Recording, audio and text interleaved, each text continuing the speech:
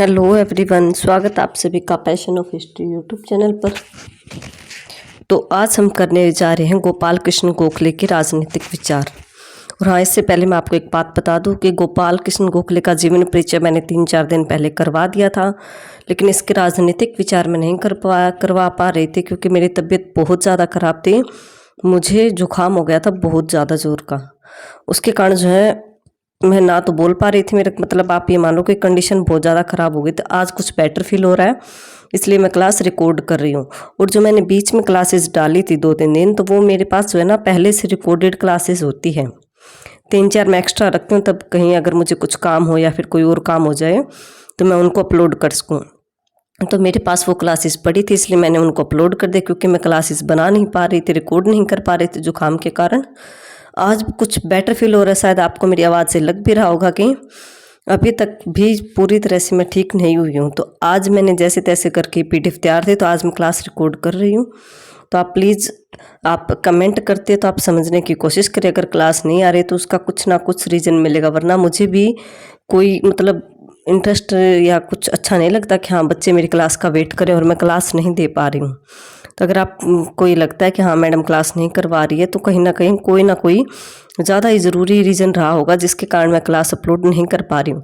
अगर मैं बीच पे कोई और टॉपिक पे क्लास अपलोड कर रही हूँ तो वो मेरे पास पहले से रिकॉर्डेड थी, इसलिए मैंने वो कर दी। क्योंकि अभी तो 2-3 दिन से हालत इतनी ज़्यादा ख़राब थी कि बोलने तक की हिम्मत नहीं थी, तो क्लास बनाने का तो सवाल ही पैदा नहीं होता। इसलिए जो है ना आज मैं कोशिश कर रही हूँ कि आपको मैं राजनीतिक विचार करवा दूँ अच्छे से।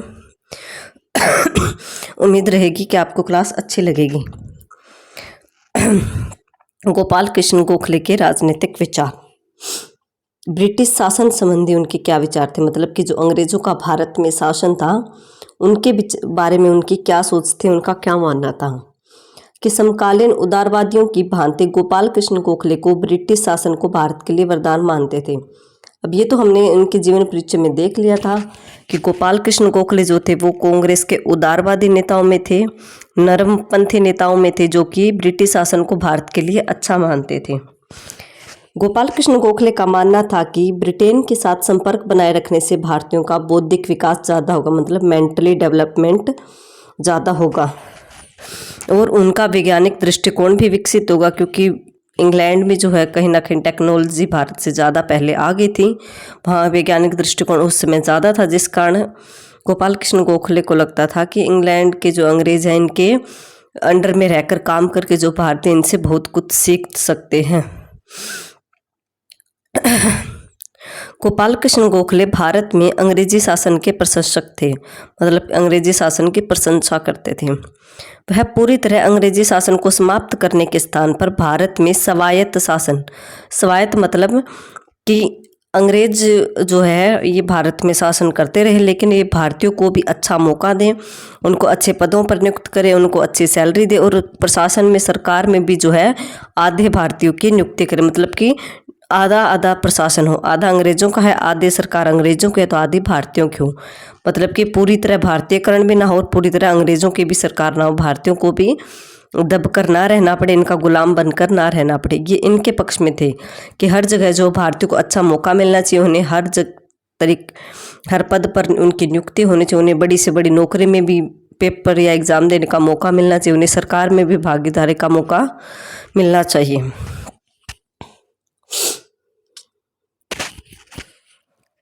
वह चाहते थे कि धीरे धीरे अंग्रेजों को इस शासन प्रणाली में सुधार करना चाहिए। जो अंग्रेज अपने तौर तरीके अपना रहे हैं भारतीयों को के प्रति, मतलब भारतीयों पर थोड़ा सा जुल्म डाल रहे थे उस समय, जब ये हम बात करें गोपाल कृष्ण गोखले की कांग्रेस की स्थापना के बाद, तो ये उस समय जो अंग्रेज मतलब बंगाल का विभाजन कर रहे हैं या फिर कोई और काम करे, तो ये उस समय अंग्रेजों को मतलब कि एक सजेशन देते हैं कि आपको भी अपनी शासन प्रणाली में सुधार करना चाहिए अगर आपको भारत में यहाँ पर रहना है तो।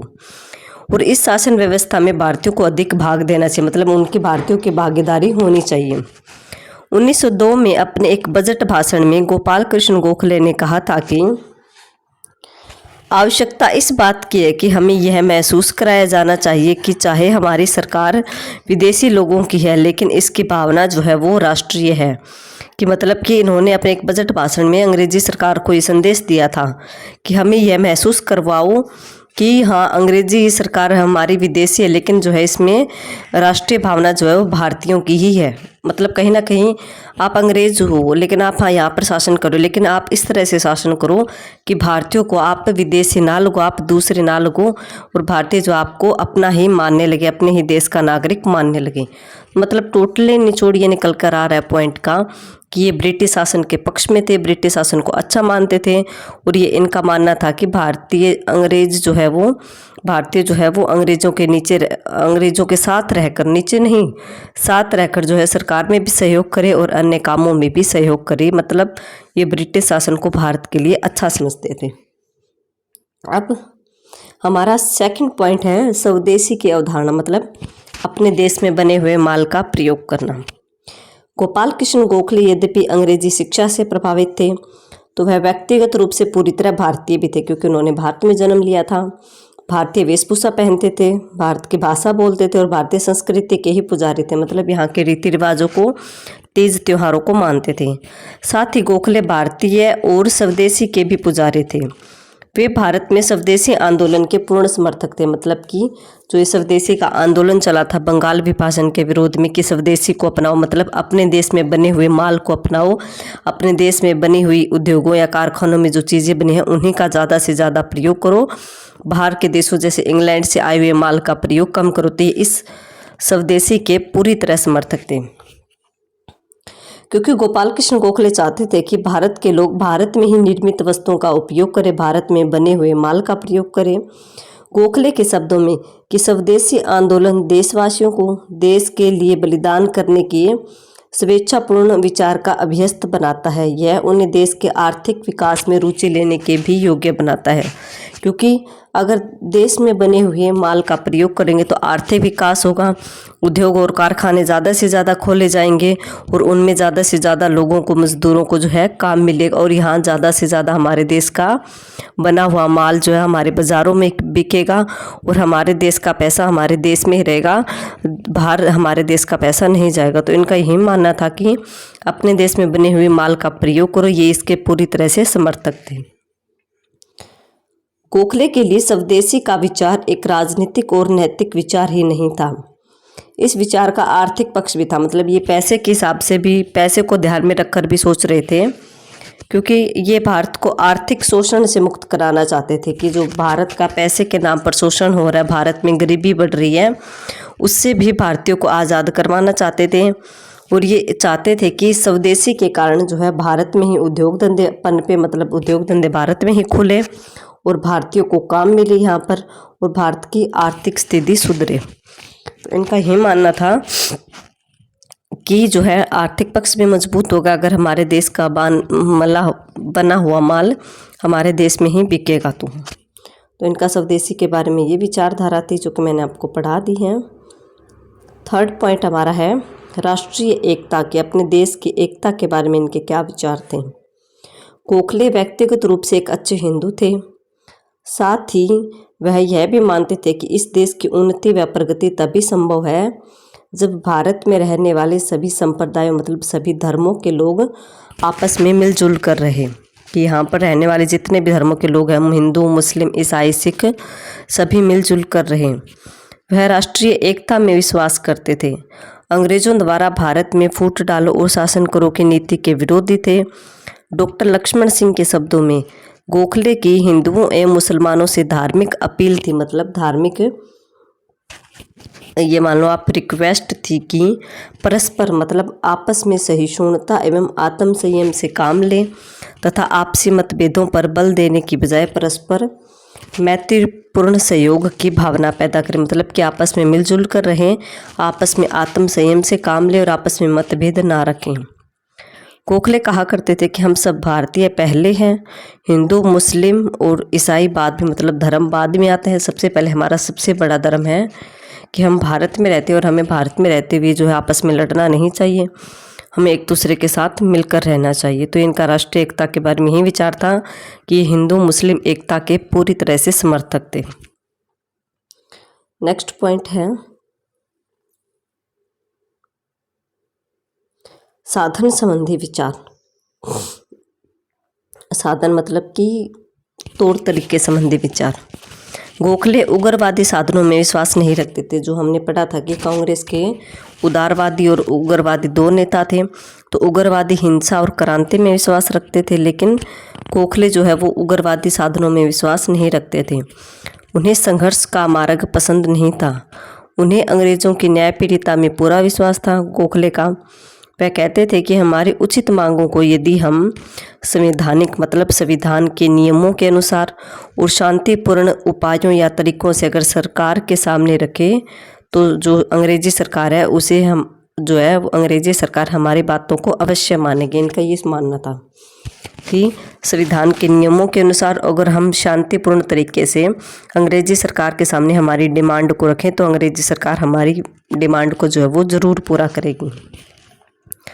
गोखले और तिलक में मुख्य रूप से साधनों के बारे में ही मतभेद था।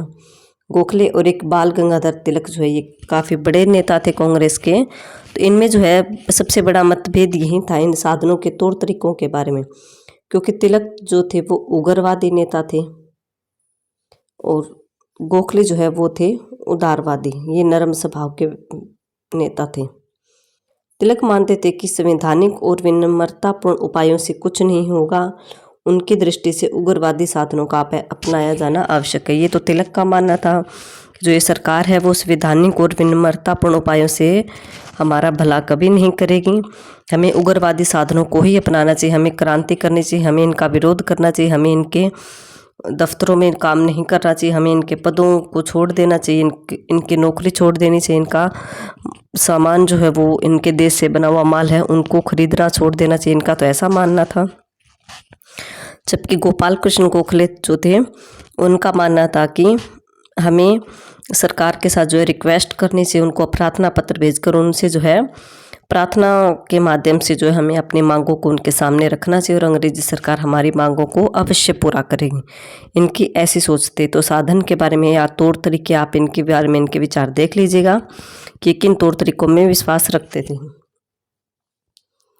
नेक्स्ट पॉइंट है संसदीय राजनीति। गोखले संसदीय राजनीति के महत्व में विश्वास करते थे। उनका मानना था कि भारतीयों को राजनीतिक प्रक्रिया में भाग लेना चाहिए, मतलब कि भारतीय जो नेता हैं उनको ज़्यादा से ज़्यादा राजनीति में भाग लेना चाहिए और अपने विचार रखने चाहिए और बदलाव लाने के लिए अपनी आवाज़ का इस्तेमाल करना चाहिए, मतलब भाषण देनी चाहिए और अंग्रेजी सरकार के सामने जो है अपनी मांगों को बोलकर उन्हें बताना चाहिए। वह भारतीय राष्ट्रीय कांग्रेस के प्रबल समर्थक थे। ब्रिटिश शासन के विरुद्ध एक संयुक्त मोर्चे की आवश्यकता में विश्वास रखते थे। संयुक्त मोर्चा मतलब कि हमें अंग्रेजी सरकार से अगर कोई मांग मनमानी है तो हम उस मांग को हम अंग्रेजी सरकार के सामने बोलकर बता सकते हैं और बोलकर जो हम इकट्ठे होकर बोलेंगे तो हमारी आवाज़ को हमारी मांग को ज़रूर सुना जाएगा। मतलब एकता से अगर हम कोई काम करेंगे, एकता में रहकर अगर हम कोई डिमांड अंग्रेजी सरकार के सामने रखेंगे तो अंग्रेजी सरकार हमारी डिमांड को ज़रूर पूरा करेगी। इनका ऐसा मानना था संसद के बारे में। नेक्स्ट पॉइंट है प्रेस की स्वतंत्रता का समर्थन। प्रेस मतलब समाचार पत्र की स्वतंत्रता का समर्थन। गोखले जनमत की शक्ति में विश्वास करते थे, मतलब जनता की शक्ति में विश्वास करते थे।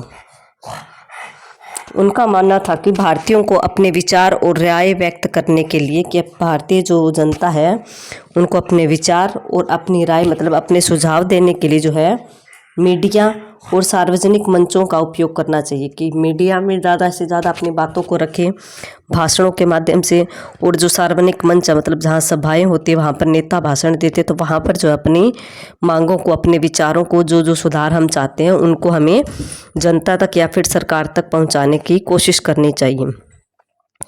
वे अभिव्यक्ति की स्वतंत्रता के प्रबल पक्षधर थे। अभिव्यक्ति मतलब विचार रखने की स्वतंत्रता के। उनका मानना था कि प्रत्येक व्यक्ति को जो भारत का नागरिक है उसे अपने विचार रखने का पूरा अधिकार है, पूरी स्वतंत्रता है। हर व्यक्ति को अपने मन की बात जो है सरकार के सामने रखनी चाहिए जो वो सरकार से सुधार चाहते हैं। वे भारत में प्रेस की स्वतंत्रता पर किसी भी प्रकार का प्रतिबंध लगाने के पक्ष में नहीं थे। प्रेस मतलब समाचार पत्र पर जो है किसी भी प्रकार का प्रतिबंध सरकार को नहीं लगाना चाहिए। इनका ऐसा मानना था कि ब्रिटिश सरकार को भारत में जो समाचार पत्र है, प्रेस है, जहाँ पर अखबार छपते हैं वहाँ पर किसी भी प्रकार का प्रतिबंध नहीं होना चाहिए। भारतीयों को अपनी मांगों को, अपने विचारों को उन अखबारों में विचारों के माध्यम से छपने का पूरा अधिकार होना चाहिए। तो वो प्रेस की स्वतंत्रता का समर्थन करते हैं, ना कि उस पर प्रतिबंध का। उनका मानना था कि भारतीय लोगों को अपने विचार अभिव्यक्त करने की वैसे ही स्वतंत्रता होनी चाहिए जैसे कि ब्रिटेन के लोगों को है, कि जैसे कि अंग्रेज़ों को अपने विचार रखने की स्वतंत्रता है, वैसे ही भारतीय लोगों को भी अपने विचार रखने की स्वतंत्रता होनी चाहिए। नेक्स्ट पॉइंट है हमारी हस्तक्षेप की नीति का विरोध।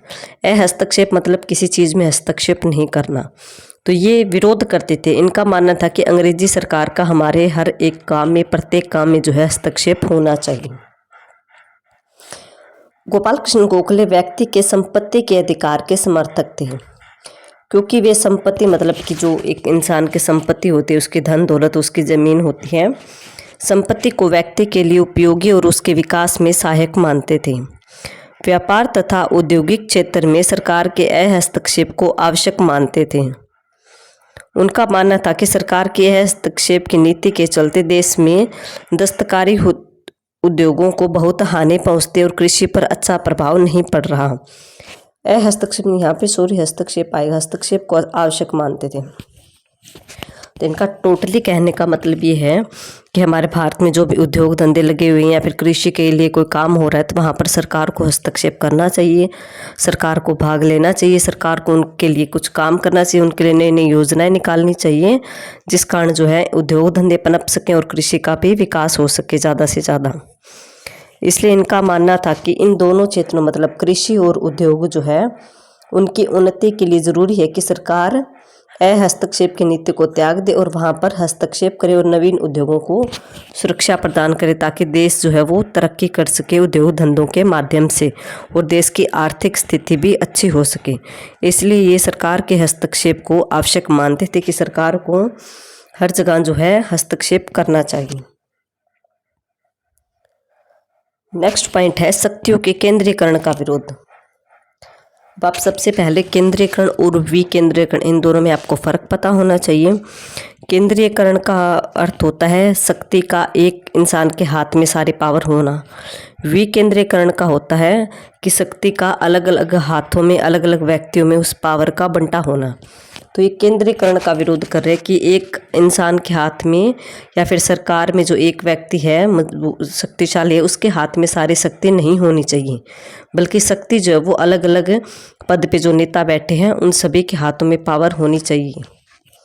गोपाल कृष्ण गोखले शक्तियों के केंद्रीकरण के विरुद्ध थे। वह कहते थे कि भारतीयों को उनके अधिकार तभी प्राप्त हो सकते हैं जब ब्रिटिश सरकार शक्तियों के केंद्रीयकरण की विकेंद्रीकरण की नीति अपनाए, मतलब शक्तियों को अलग अलग हाथों में बांट दे, उनको डिवाइड कर दे। मतलब टोटली इनके कहने का मतलब ये था कि पावर किसी भी एक इंसान के हाथ में नहीं होनी चाहिए, सबके पास जो है थोड़ी थोड़ी पावर होनी चाहिए। उनका मानना था कि शक्तियों के केंद्रीकरण से निरंकुशता का जन्म होता है, मतलब कि एक आदमी ज़्यादा शक्तिशाली हो जाता है और वो जो है मतलब गलत काम भी कर सकता है, देश का नुकसान कर सकता है। शक्तियों को केंद्र और प्रांत में बांटना चाहिए, मतलब केंद्र सरकार के पास भी शक्तियाँ होनी चाहिए और प्रांत में जो सरकार चल रही है वहाँ पर जो नेता बैठे हैं उनके पास भी शक्तियाँ होनी चाहिए। तो इनका शक्ति के केंद्रीकरण के बारे में यही मत था कि केंद्रीकरण का इन्होंने विरोध किया और शक्तियों के विकेंद्रीकरण का इन्होंने समर्थन किया। नेक्स्ट है निष्क्रिय विरोध। निष्क्रिय मतलब धीरे धीरे किसी चीज़ का विरोध करना। ये धीरे धीरे विरोध करने के पक्ष में थे कि अगर आपको कोई चीज़ अच्छी नहीं लग रही है या फिर सरकार की किसी भी चीज़ से आप असंतुष्ट है, किसी भी फैसले से असंतुष्ट है, तो उसका आप एकदम से क्रांति या फिर इकट्ठे होकर एकदम विरोध मत करो, उस चीज़ का है जो आप धीरे धीरे विरोध करो ताकि सरकार जो है उसके लिए कदम उठा सके। गोपाल कृष्ण गोखले देश को स्वतंत्र कराने के लिए अहिंसात्मक साधनों को अपनाने पर बल देते हैं, मतलब उन्हें हिंसा या मारकाट या ये विद्रोह करना पसंद नहीं था। निष्क्रिय प्रतिरोध विरोध को यह अच्छा मानते थे कि निष्क्रिय विरोध मतलब किसी भी चीज़ का धीरे धीरे विरोध करना अच्छा होता है। 1905 में बंगाल विभाजन के विरोध में जब स्वदेशी और बहिष्कार आंदोलन शुरू हुआ तो इन्होंने निष्क्रिय विरोध का समर्थन किया कि जब बंगाल का विभाजन हुआ 1905 में, उसके विरोध में स्वदेशी और बहिष्कार आंदोलन चले थे, तो उस आंदोलन के ये पक्ष में थे और इन्होंने कहा कि हाँ सरकार का हमें धीरे धीरे विरोध करना चाहिए ताकि सरकार हमारी मांग को मान ले और बंगाल के विभाजन को रद्द कर दे। निष्क्रिय विरोध का अर्थ यही होता है कि किसी भी चीज़ का विरोध करो लेकिन आसानी, शांतिपूर्ण तरीके से और धीरे धीरे से। विरोध के बारे में इनका यही मत था। लास्ट पॉइंट हमारा इसका है राजनीतिक विचारों के बारे में कि प्रशासनिक सुधारों के समर्थक की जो प्रशासन है, जहाँ पर सरकार है, सरकार बनी हुई, जहाँ सरकार के नेता है, तो उनके सारे सुधारों में जो है उनके मतलब जो प्रशासन है वहाँ पर सुधार होने चाहिए। गोखले भारत में वित्तीय, प्रशासकीय और आर्थिक सुधारों के समर्थक थे, मतलब पैसे के डिपार्टमेंट को लेकर वो प्रशासन में सुधार चाहते थे। इन्होंने ब्रिटिश सरकार पर भारत के उत्थान मतलब उन्नति के लिए सुधारात्मक कार्य करने के लिए दबाव डाला। किन्होंने? गोखले ने अंग्रेजी सरकार पर दबाव डाला, प्रेशर भी बनाया, बार बार प्रार्थना पत्र भेजकर, बार बार शिष्टमंडलों के माध्यम से, बार बार भाषणों के माध्यम से अंग्रेजी सरकार पर प्रेशर बनाया कि आप भारत में सुधारात्मक कार्य करिए। इन्होंने अपने बजट भाषणों में ब्रिटिश सरकार पर निरंतर यह दबाव डाला कि वह जन कल्याण पर जो है ज़्यादा से ज़्यादा धन खर्च करे, कि जो भारत की आम जनता है उनके कल्याण के लिए जो ज़्यादा धन खर्च करे। सरकारी कर्मचारियों की संख्या घटाए, कि जो सरकारी कर्मचारी उनकी संख्या कम करो ताकि ज़्यादा से ज़्यादा भारत के लोगों को भी वहाँ मौका मिल सके। और जो सेना का खर्चा हो रहा है इतना ज़्यादा, उस सैनिक खर्चे को भी कम किया जाए ताकि वहाँ से जो पैसा बचे उसको जन कल्याण के लिए प्रयोग में लाया जा सके। और प्रशासनिक सुधार के लिए आवश्यक कदम उठाए। इन्होंने गोखले ने शिकायत की कि शिक्षा, सफाई जैसे जन कल्याणकारी कार्यों के लिए समुचित धन खर्च नहीं किया जाता है, कि अंग्रेजी सरकार शिक्षा के लिए, सफाई के लिए और जन कल्याणकारी जो जनता के कल्याण के लिए कार्य होते हैं, सरकारी कार्य होते हैं, उन पर जो है अंग्रेजी सरकार पैसा कम खर्च कर रही है। और ये अंग्रेजी सरकार सैनिकों पर ज़्यादा खर्च कर रही है और सरकारी कर्मचारियों को तनख्वाह देकर वहाँ पर पैसा ज़्यादा खर्च कर रही है। तो इन्होंने इस चीज़ का विरोध किया। और गोपाल कृष्ण गोखले ने अंग्रेजी सरकार से कहा कि नमक कर भी घटाया जाए। इन्होंने नमक कर घटाने की भी जोरदार मांग की, मतलब ये अंग्रेजी सरकार का विरोध भी कर रहे हैं। जो बात उन्हें अच्छी नहीं लग रही है उनको जो है अंग्रेजी सरकार के सामने रख रहे हैं, प्रार्थना पत्रों के माध्यम से या फिर अपने भाषणों के माध्यम से अंग्रेजी सरकार तक अपनी मांगों को पहुंचा रहे हैं। तो ये इनके राजनीतिक विचार थे जो कि हमने 10 पॉइंट्स में कर लिए हैं। पहला पॉइंट हमने पढ़ा कि ब्रिटिश शासन के बारे में इनके क्या विचार थे। तो ये ब्रिटिश शासन को अच्छा समझते थे। स्वदेशी की अवधारणा, तो ये स्वदेशी के समर्थन में थे कि अपने देश में बने हुए माल का प्रयोग करो ताकि अपने देश के उद्योग धंधे और कारखाने जो वो ज़्यादा से ज़्यादा उन्नति कर सकें। राष्ट्रीय एकता के समर्थक थे, मतलब हिंदू मुस्लिम जो इतनी जातियाँ रहती वो सारे मिलजुल कर रहें। साधन मतलब तौर तरीके कि हम किसी भी चीज़ का विरोध कर रहे तो उनको हम हिंसात्मक तरीके से नहीं बल्कि हम उनको शांतिपूर्ण तरीके से सरकार के सामने अपनी मांगों को रखें। संसदीय राजनीति की संसद में जो राजनीति है, राजनीति चले जहाँ पर नेता है तो वहाँ पर भी जो है सभी लोगों को भाग लें, सभी भारतीय लोगों को भाग लेने की स्वतंत्रता होनी चाहिए ताकि संसद में भारतीय जनता अपनी मांगों को रख सके। प्रेस की स्वतंत्रता, जहाँ अखबार छपते हैं उसको प्रेस बोला जाता है। तो अखबार जो छपते हैं वहाँ पर स्वतंत्रता का पक्ष रखते हैं कि वह प्रेस जो है स्वतंत्र होनी चाहिए ताकि कोई भी जो है नेता, भारतीय नेता या फिर कोई भारत की जो जनता है, भारत के लोग हैं, वो अपने विचारों को उन समाचार पत्रों में छपवा सके और उन्हें सरकार तक पहुँचा सके। हस्तक्षेप की नीति का विरोध, मतलब कि अंग्रेजी सरकार की इनका मानना था कि जो सरकार है, प्रशासन में जो सरकार है उसको जो हस्तक्षेप करना चाहिए, चाहे वो कोई भी नया उद्योग धंधा खुल रहा हो या फिर कृषि के लिए कोई कल्याणकारी योजनाएं निकल रही हो, इन सभी के बारे में जो है सरकार का हस्तक्षेप होना ज़रूरी है ताकि सरकार नई नई योजनाएं निकालकर इनको लाभ पहुंचा सकें। शक्तियों के केंद्रीकरण का इन्होंने विरोध किया कि शक्ति का जो है किसी एक इंसान के हाथों में होना गलत है, किसी के एक के पास पावर नहीं होनी चाहिए।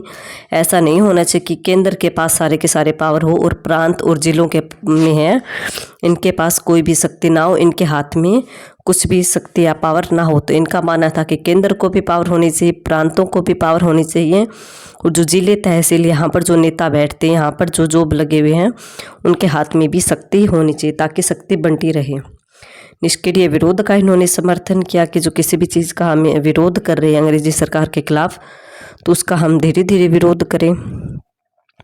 और प्रशासन में जो है सुधारों के ये समर्थक थे। तो ये इनके राजनीतिक विचार थे। तो मोस्ट इम्पोर्टेंट जो गोखले के राजनीतिक विचार ही हैं इनके।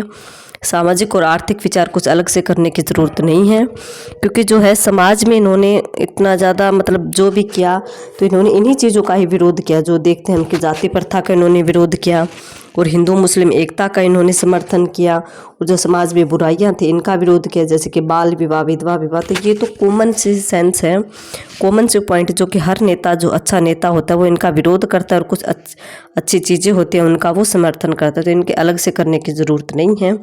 और आर्थिक विचारों में हमने अभी इसमें पढ़ा प्रशासन के सुधारों में कि सैनिक खर्चे को कम करे, कृषि के विकास पर बल दे, जन कल्याण के लिए कार्य करे। तो ये पैसे से जुड़े हुए काम हैं, तो ये इनके आर्थिक विचारों में आ जाए कि उद्योगों पर बल दे, कृषि के विकास पर बल दे, और सरकारी सेवाओं जो उद्योग है वहाँ पर भारतीयों को ज़्यादा से ज़्यादा नौकरी करने के लिए मतलब नौकरी के लिए अवसर दे, ताकि भारतीय जो है पैसा कमा सके और देश की आर्थिक स्थिति अच्छी हो सके। और जो सरकार की हस्तक्षेप की नीति थी उसका विरोध किया कि सरकार को हस्तक्षेप करना चाहिए, सरकार को योजनाएं निकालनी चाहिए कृषि वगैरह के लिए। तो ये इनके आर्थिक विचारों में आ जाएगा। तो ये सारा का सारा जो मैंने पॉइंट आपको पढ़ा दिए है राजनीतिक विचारों में, इनको अलग से करने की कोई ज़्यादा ज़रूरत नहीं है। ओके, तो ये हमारा कंप्लीट हो गया गोपाल कृष्ण गोखले का चैप्टर। मैंने जीवन परिचय पहले करवा दिया था, आज हमने इनके राजनीतिक विचार डिस्कस कर लिए हैं। उम्मीद है कि आपको क्लास अच्छी लगेगी। अगर आपको क्लास अच्छी लगती है तो प्लीज़ वीडियो को लाइक करें, शेयर करें और चैनल को सब्सक्राइब ज़रूर करें। Thank you everyone.